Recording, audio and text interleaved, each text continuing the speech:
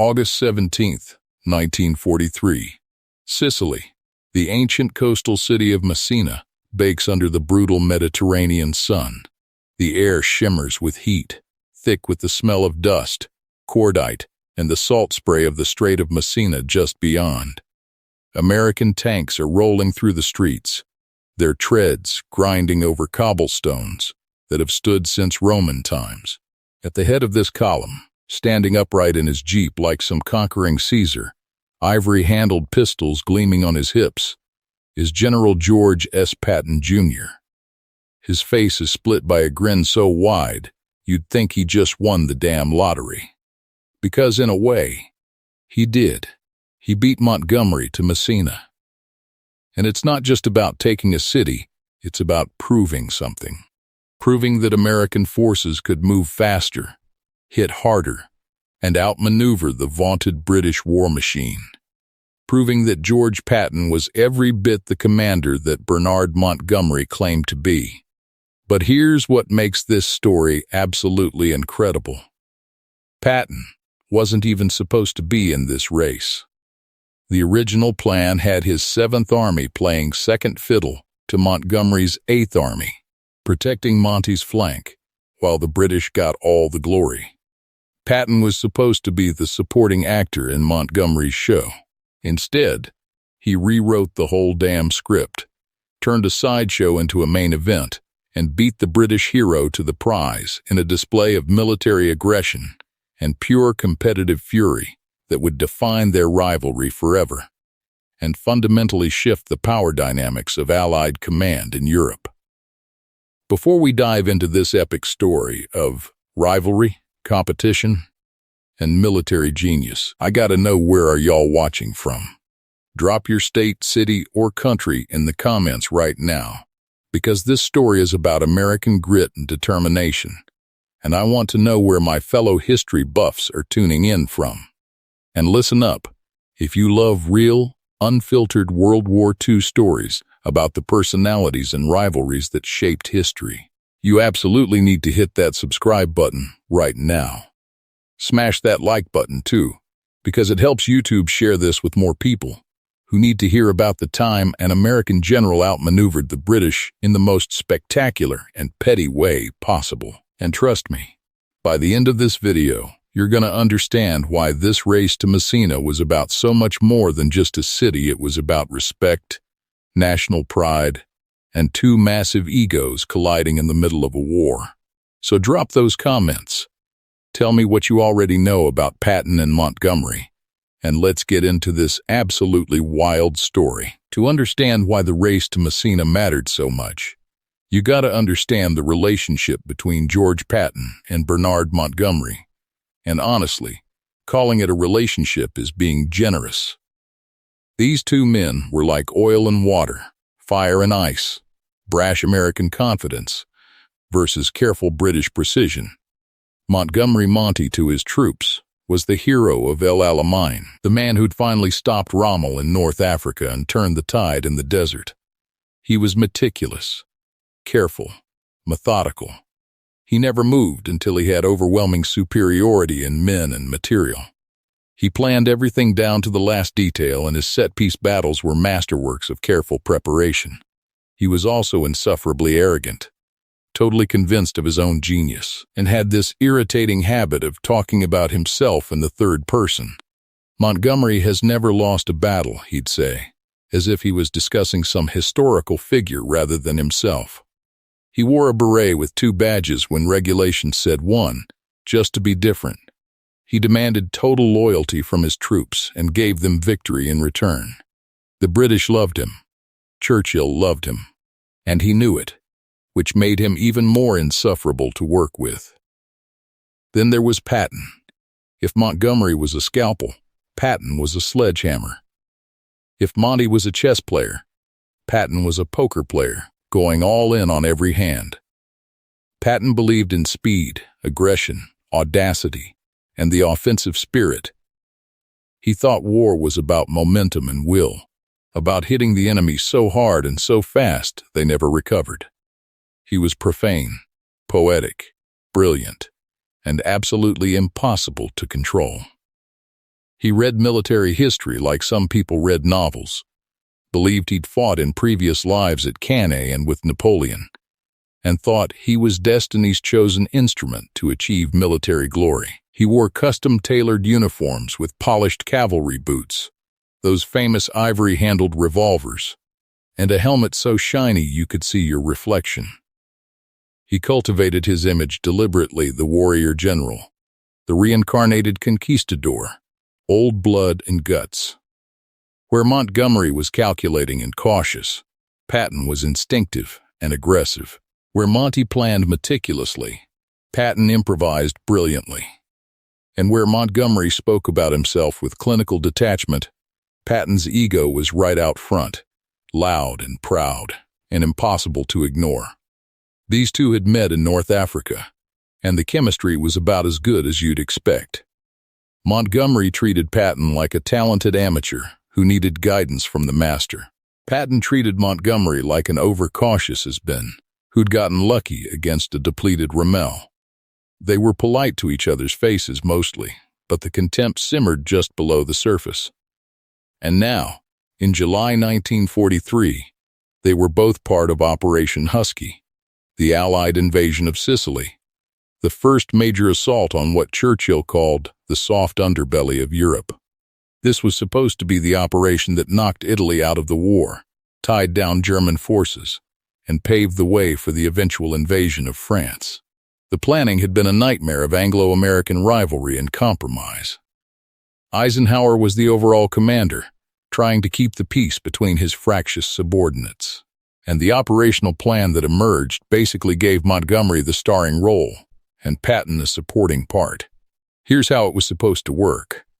Montgomery's 8th Army would land on the southeastern coast of Sicily and drive north toward Messina, the port city at the northeastern tip of the island, just across the strait from mainland Italy. Messina was the prize. Whoever controlled it controlled the island, because all the roads led there, and it was the escape route for any Germans trying to evacuate. Meanwhile, Patton's 7th Army would land on the southern coast and essentially protect Montgomery's left flank, while Monty's boys did the real work of capturing the island. It was a classic supporting role, and Patton hated every goddamn thing about it. He'd command an entire army, his 1st Army Command, but all he was supposed to do was guard Montgomery's flank, make sure the British didn't get bothered while they took all the glory. That stuck in Patton's craw like a fishbone. You could practically feel the resentment radiating off him during the planning sessions. But orders were orders, and for the moment, Patton had to swallow his pride and play the role he'd been assigned. The invasion kicked off on July 10, 1943, and immediately things started going sideways from the plan. The airborne drops were a disaster. Paratroopers scattered all over Sicily. Many dropped in the wrong places or into the sea. But the beach landings went better than expected. The Italian defenders mostly gave up without much fight, and the German units, while tough, were spread too thin to contain the invasion. Within days, both armies were pushing inland. Montgomery's 8th Army headed north as planned, advancing along the eastern coast toward Messina. But here's where Monty's methodical approach started to bite him in the ass. Every time he encountered serious resistance, he'd stop, bring up overwhelming force, methodically prepare his attack, and then advance. It was textbook warfare, minimal casualties, very professional. But it was also slow. The Germans, despite being outnumbered, were fighting a brilliant delaying action, making the British pay for every mile. Meanwhile, Patton was supposed to be sitting tight, protecting that flank, watching Montgomery's slow progress, and doing nothing. But that's not how George Patton operated. Within days of the landing, he was already chafing at the restrictions, already looking at the map with those calculating eyes, already seeing opportunities that the careful, cautious plan didn't account for. He could see that western Sicily was largely undefended, that Italian resistance was collapsing, that there was nothing stopping him from driving west and north. But he needed permission to break out of his supporting role, and that meant convincing his boss, General Harold Alexander, the British officer commanding the entire Sicily operation. Alexander was a gentleman, well-liked, diplomatic, and completely in Montgomery's pocket. Every decision Alexander made seemed to favor the British. Every allocation of resources went to support Montgomery's drive. Patton was getting the leftovers, the scraps, the make do with what you have, while the real army does the real work treatment. And it was driving him absolutely insane. On July 12th, just 2 days after the invasion, Patton made his move. He flew to Alexander's headquarters in Tunisia and essentially asked for permission to do anything more than just sit on his ass, protecting Monty's flank. He proposed driving west to capture Palermo, the capital of Sicily on the northwest coast. Now, from a purely military standpoint, Palermo wasn't that important. It didn't control the key routes to Messina. Capturing it wouldn't directly threaten the German escape route. But it was a major city. It had psychological and political value. And most importantly, it would let Patton do what he did best: attack. Alexander, probably just wanting to keep Patton quiet and out of trouble, agreed. He gave Patton permission to take Palermo with a provisional corps while maintaining his primary mission of protecting the Eighth Army's flank. In Alexander's mind, this was throwing Patton a bone, letting the Americans have a consolation prize while Montgomery did the real work. What Alexander didn't realize was that he'd just unleashed hell. Patton attacked west on July 18th, and it was like watching a hurricane tear across the island. He formed a provisional corps under General Geoffrey Keyes and sent them racing across Sicily with orders that could be summed up as "go fast and don't stop for anything." The Italian units in western Sicily were second-rate coastal defense troops, and they surrendered in droves. Entire battalions would see American tanks coming and just throw down their weapons. Patton's columns were moving so fast that they were outrunning their supply lines, his tanks literally running on fumes and captured fuel. The heat was absolutely brutal. This was Sicily in July, temperatures over 100 degrees, dust everywhere, the sun beating down like a physical weight. You can imagine what it was like inside those tanks, the metal heated to the point where touching it would burn your skin, the air thick and stifling, the crew members drenched in sweat and covered in grime. But Patton pushed them forward relentlessly. Sleep when you're dead. Eat when you get there. Keep moving. The Germans couldn't understand what was happening. They'd expected methodical advances like Montgomery's. And instead, this American madman was racing across the island like he was late for an appointment. Palermo fell on July 22nd, and Patton rode into the city in his jeep, sitting up tall, saluting the cheering crowds, looking every inch the conquering hero. The newsreel cameras were there, capturing it all. Back home in the States, Americans saw their general liberating a major European city, and they loved it. Patton was becoming a star, a household name, the personification of American military might. But here's the brilliant part: the chess move that Alexander and Montgomery completely missed. By taking Palermo and clearing western Sicily, Patton had positioned his entire army along the northern coast of the island, and the northern coastal road led directly to Messina. Suddenly, Patton wasn't protecting Montgomery's flank anymore. He was in a position to race Montgomery to the prize. Whether that was his plan all along, or whether he saw the opportunity and seized it, we'll never know for sure. But knowing Patton, I'd bet money it was in his mind from the start. He'd maneuvered himself from a supporting role into a competitive position, and now the game was on. Montgomery, advancing slowly but methodically up the east coast, was running into serious problems. The terrain was brutal mountains and valleys, perfect defensive country. The Germans had blown bridges and cratered roads. Every ridge was a potential defensive position. Mount Etna, the massive active volcano dominating eastern Sicily, channeled the advance into predictable routes that the Germans defended expertly. And Hermann Göring's Luftwaffe units and the German paratroopers were making the British pay in blood for every town and crossroad. Monty tried an amphibious end-run around the German positions, but it was poorly executed and didn't achieve the breakthrough he needed. His advance, which was supposed to be the war-winning drive to Messina, had bogged down into a grinding slog. The British were fighting hard and well, no question about that. But they weren't moving fast, and fast was what mattered, because every day of delay was another day for the Germans to prepare the evacuation across the Strait of Messina. Meanwhile, Patton was preparing to drive east along the northern coast, and he had that competitive fire absolutely burning in his belly now.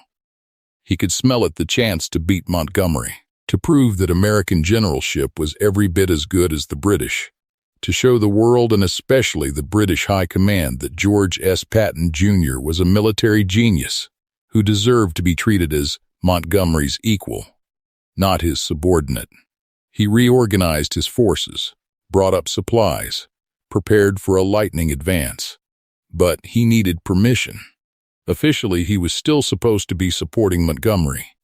Driving on Messina meant competing with the Eighth Army, potentially getting in Montgomery's way, definitely stealing some of Monty's thunder. So once again, Patton went to Alexander. And here's where the politics get really interesting, where you can see the careful maneuvering and the unspoken tensions between the allies. Patton essentially asked Alexander, "Can I advance along the northern coast toward Messina?" He was asking permission to turn his supporting role into a race. And Alexander, who should have said no, who should have told Patton to stay in his lane and let Montgomery have his victory, instead said yes. Why? Maybe Alexander was frustrated with Montgomery's slow progress. Maybe he wanted to light a fire under Monty by introducing some competition. Maybe he was getting pressure from Eisenhower to show results and didn't care anymore who got to Messina as long as somebody did. Or maybe, just maybe, he'd gotten tired of Montgomery's arrogance too and wanted to see him taken down a peg. Whatever the reason, Alexander gave Patton permission to advance along Highway 113, the coastal road leading to Messina. The race was officially on, even if nobody was publicly calling it a race yet. Patton kicked off his drive east on July 31st, and from the very first minute, it was clear this wasn't going to be some careful, methodical advance. This was Patton unleashed. Patton doing what he was born to do, attack, attack, attack. He personally drove to the front lines, stood on the hoods of jeeps, grabbed regimental commanders by their collars, and told them in language that would make a sailor blush that he expected them to move faster than they'd ever moved in their lives. "I don't want you to die for your country," he'd famously told his troops before. "I want you to make the other poor bastard die for his country." Now he was telling them to move like their asses were on fire, to bypass resistance, to keep pushing forward no matter what. The smell of diesel fuel and dust hung over the columns as tanks, half-tracks, and trucks roared eastward. The heat was still absolutely brutal. Your canteen water would be hot as tea by midday, and the metal of the vehicles was too hot to touch with bare hands. But Patton didn't care about comfort. He cared about speed. He'd studied the campaigns of ancient commanders, knew that Hannibal had crossed the Alps at speeds people thought impossible, that Napoleon had won battles through sheer velocity of movement. And now he was going to show everyone that American forces could move just as fast as any army in history. The Germans and Italians on the northern coast weren't expecting this kind of fury. They'd set up defensive positions expecting a cautious advance, time to prepare, time to fall back to the next position in good order. Instead, American armor was rolling over them like a flash flood. But the terrain was still a nightmare. The coastal road wound around cliffs and through tunnels, crossed rivers and gorges, passed through towns with narrow streets where a single well-placed roadblock could stop an entire column. The Germans were masters of the fighting retreat, and they used every natural choke point to maximum advantage. They'd blow a bridge, mine the approaches, set up machine guns to cover the site, and force the Americans to stop and deploy. Every delay was precious time for the evacuation across the Strait of Messina, and it was time that Patton couldn't afford to lose if he wanted to beat Montgomery. So he came up with a solution that was vintage Patton, audacious, risky, and absolutely brilliant. If the road kept getting blocked, he'd go around the road. He'd use the sea. Patton ordered a series of amphibious end-runs, small-scale landing operations behind German defensive positions. Navy landing craft would load up infantry and light armor, run them up the coast past the German positions, land them on beaches behind the enemy lines, and suddenly the Germans would find Americans in their rear. The first operation happened on August 8th near Sant'Agata, and it worked like a charm. The Germans, who'd prepared elaborate defenses facing west, suddenly had American troops coming at them from behind. They had to abandon their positions and retreat, and Patton's main force surged forward again. Then he did it again. And again. 3 separate amphibious operations in a week, each one leapfrogging past German defenses, each one forcing them to give up positions they could have held for days. The Navy crews were working around the clock. You can imagine the exhaustion, the smell of salt spray and diesel, the constant motion of the boats in the Mediterranean swell, the tension as they approached the beaches, not knowing if they'd be met with gunfire. But they pulled it off every time, and each success drove Patton's advance forward. Now here's what was happening simultaneously with Montgomery's advance, and this is where the rivalry gets really juicy. Monty was still grinding forward on the eastern side of the island, still facing those tough German defenses, still moving with his characteristic caution. But he was hearing reports about Patton's progress, and it was starting to dawn on him that the American upstart was in a position to actually reach Messina first. For Montgomery, this was unthinkable. He was the hero of El Alamein. He was a careful, methodical professional who never lost battles. The whole Sicily operation had been built around his advance. And now some cowboy American general with more ego than sense was threatening to steal his glory? Absolutely not. Montgomery started pushing his troops harder, taking risks he normally wouldn't take, trying to accelerate his advance. But the problem was that his whole operational method was built on careful preparation, and you can't suddenly shift to Patton-style speed without the systems and mindset to support it. Monty's forces were still moving methodically even as he demanded speed, and the contradiction was causing friction and confusion in the command structure. Behind the scenes, the politics were getting incredibly tense. Montgomery started sending messages to Alexander complaining about Patton's operations, suggesting that the Americans were being reckless, that they were going to outrun their supplies and get cut off, that this whole race was undignified and unnecessary. He wanted Alexander to rein Patton in, to make him slow down or even stop and let the 8th Army take Messina as originally planned. But Alexander, whether from frustration or political calculation or simple fairness, refused. He basically told Montgomery that both armies were advancing on Messina, and may the best man win. You can imagine Monty's reaction to that, this careful, controlled man, who planned everything, suddenly facing genuine competition for what he considered his objective. The British press was starting to notice, too. American correspondents were filing stories about Patton's dramatic advances, the amphibious operations, and the race along the coast. British reporters were asking awkward questions about why the 8th Army seemed to be falling behind. The whole thing was becoming a public spectacle, a competition between allies that probably should have been handled more diplomatically, but was instead playing out for the whole world to see.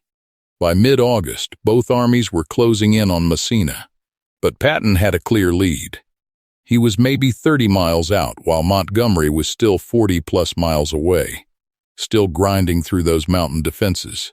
Patton could taste victory. Now you can imagine the electricity in 7th Army headquarters, the excited chatter among staff officers, the sense that they were about to pull off something historic. But there were still obstacles. The Germans were retreating in good order, still fighting hard despite knowing the island was lost. They were buying time for the massive evacuation operation happening across the Strait of Messina, thousands of German and Italian troops being ferried to the mainland, under the cover of heavy anti-aircraft fire that made it nearly suicidal for Allied planes to interfere. This was the tragedy of the Sicily campaign from the Allied perspective. Despite all the advances, despite taking the island, the Germans were getting away. Tens of thousands of veteran troops who would fight again in Italy, along with their equipment and vehicles, were escaping right under the Allies' noses, because nobody had properly planned to block the strait. But that strategic failure was overshadowed by the personal drama of the race to Messina. On August 16th, Patton was close enough to smell victory. His lead elements were just outside Messina, facing the last German rearguards. He personally drove to the front in his jeep, impatient, demanding updates every few minutes, urging his commanders to push forward. You can picture him standing there, those ivory pistols on his hips catching the sunlight, his jaw clenched, his eyes fixed on the city in the distance. He knew Montgomery was coming hard now, knew the British were maybe 24 hours behind him. This was it. Everything he'd worked for, everything he'd maneuvered for, came down to the next few hours. That night, American infantry pushed into the outskirts of Messina. There was sporadic fighting, the last Germans defending the last positions before they too would cross the strait. The city was battered, scarred by weeks of bombing and shelling.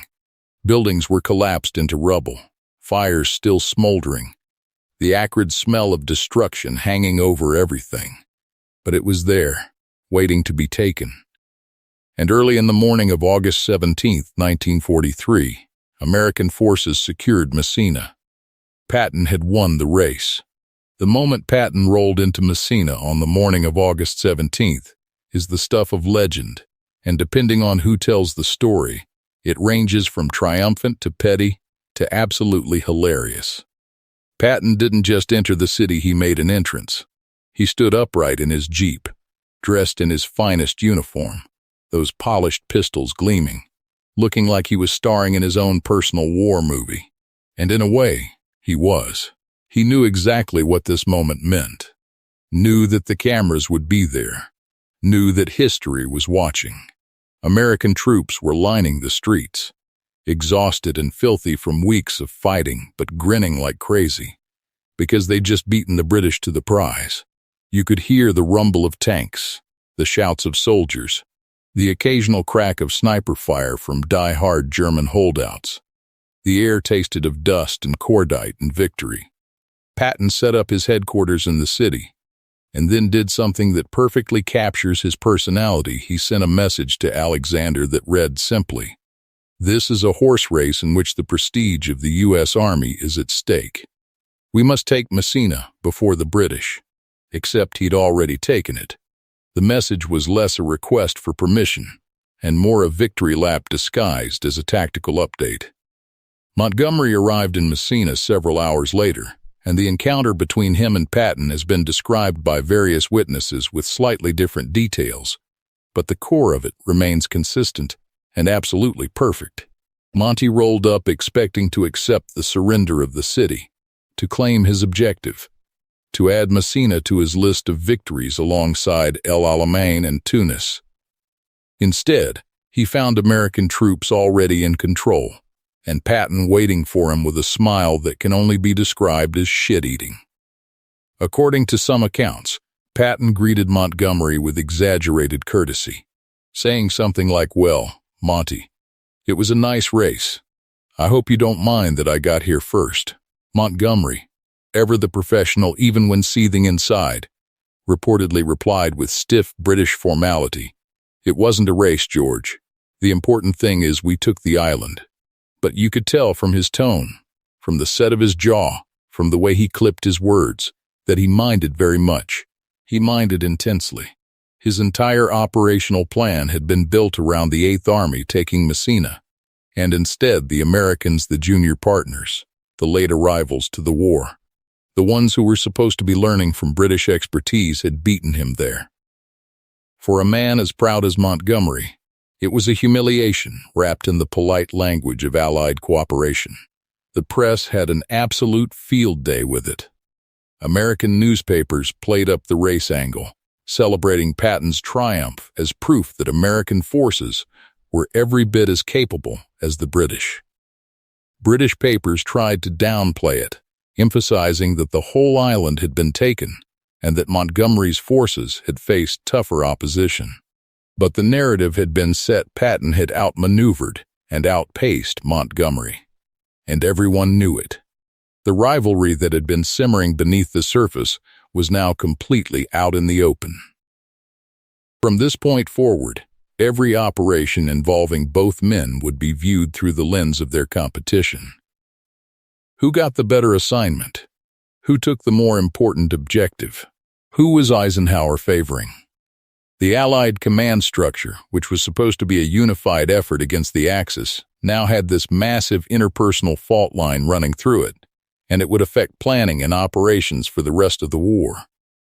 Eisenhower, ever the diplomat, tried to smooth things over, praising both commanders and emphasizing that Sicily had been a joint victory. But he knew, and they knew, and everyone knew, that the race to Messina had fundamentally changed the power dynamics. Here's the bitter irony, though. The strategic tragedy that tends to get overlooked in all the drama about the race. While Patton and Montgomery were competing for glory, the Germans were executing a nearly flawless evacuation. Over 6 days, the Wehrmacht evacuated approximately 40,000 German troops and 60,000 Italian troops across the Strait of Messina, along with thousands of vehicles, tons of supplies, and their heavy equipment. They did this despite total Allied air and naval superiority, using overwhelming anti-aircraft fire to keep Allied planes at bay and running ferries around the clock. These troops would form the core of the German defense of Italy, and they'd make the Allies pay in blood for every mile of Italian soil over the next 2 years. The failure to trap and destroy the Axis forces in Sicily was a major strategic missed opportunity, and both Patton and Montgomery share some responsibility for being more focused on their race than on blocking the German escape route. But that's the human element of war. Even brilliant commanders can get distracted by ego and competition, and can lose sight of strategic objectives in the pursuit of personal glory. It doesn't diminish their accomplishments, but it does remind us that they were human beings, with all the flaws and petty motivations that come with that. And here's where Patton's triumph turns into tragedy, where his moment of glory becomes the setup for his greatest mistake. Flushed with success, riding high on the victory and the recognition, Patton made 2 catastrophic errors in judgment that would nearly destroy his career. On August 3rd and August 10th, while the race to Messina was still ongoing, Patton visited field hospitals behind the lines. In both cases, he encountered soldiers suffering from what we'd now call PTSD, or combat fatigue, but what was then often dismissed as cowardice. And in both cases, Patton, who had no patience for what he saw as weakness, who believed that fear was something to be overcome through will and discipline, lost his temper. He slapped the soldiers, called them cowards, and in one case, pulled his pistol and threatened to shoot the man right there. These incidents were witnessed by medical staff and other patients, and though they were initially covered up, they eventually leaked to the press. The public outrage was immediate and intense. This wasn't the image of the heroic general Americans wanted. This was a bully abusing traumatized soldiers. Eisenhower was forced to sideline Patton, to issue a severe reprimand, to make him personally apologize to the soldiers and the medical units involved.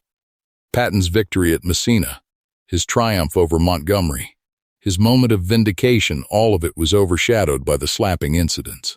While Montgomery went on to command ground forces for the Normandy invasion, Patton spent crucial months in 1943 and early 1944 in a kind of professional purgatory, used as a decoy to fool the Germans about where D-Day would land, but not given a real command. The irony is almost too perfect. He'd beaten Montgomery to Messina, proved his worth as a combat commander, showed that American forces could outmaneuver and outfight anyone, and then threw it all away in moments of uncontrolled anger and poor judgment.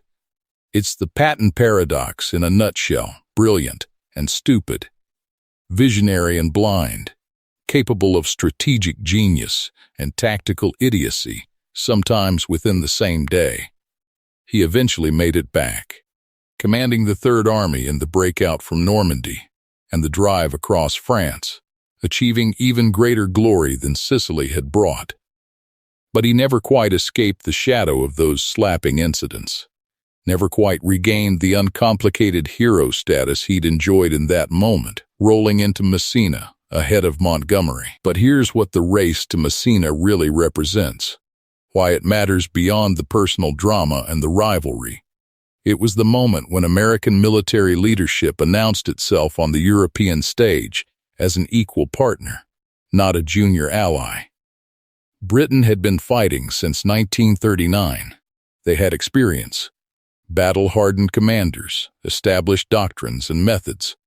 The Americans were the new kids, the ones with industrial might but supposedly lacking in military sophistication.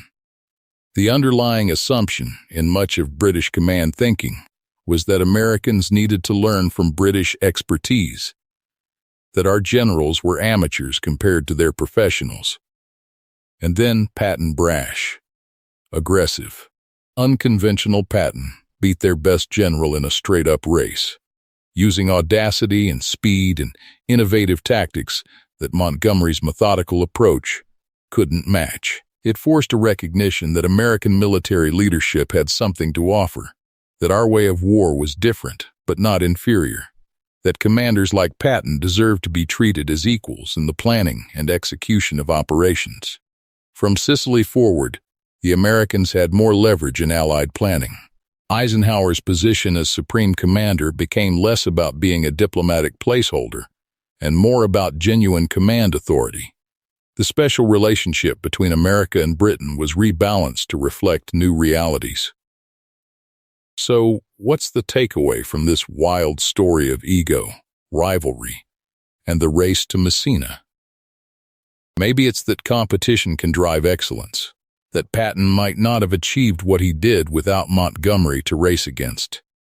Or maybe it's that personal glory and strategic objectives don't always align, that the race diverted attention from trapping the Germans. Or maybe it's just that history is made by flawed, complicated human beings whose petty motivations and noble aspirations are impossibly tangled together. Patton was a genius and a jerk, a brilliant commander, and a terrible judge of his own behavior. Montgomery was a masterful planner who couldn't adapt when things didn't go according to script. And their rivalry, as destructive as it sometimes was, pushed both of them to achieve things they might not have otherwise accomplished. Now I need you to do something for me. If this story gave you a new appreciation for the human drama behind World War II, hit that like button right now. Subscribe to this channel if you want more untold stories about the personalities and rivalries that shaped history. Drop a comment telling me where you're watching from and what you think. Was Patton right to turn Sicily into a race, or should he have stuck to the plan? Was his victory worth the cost to Allied unity? What other World War II rivalries should I cover? I read every single comment, and I genuinely want to hear your thoughts.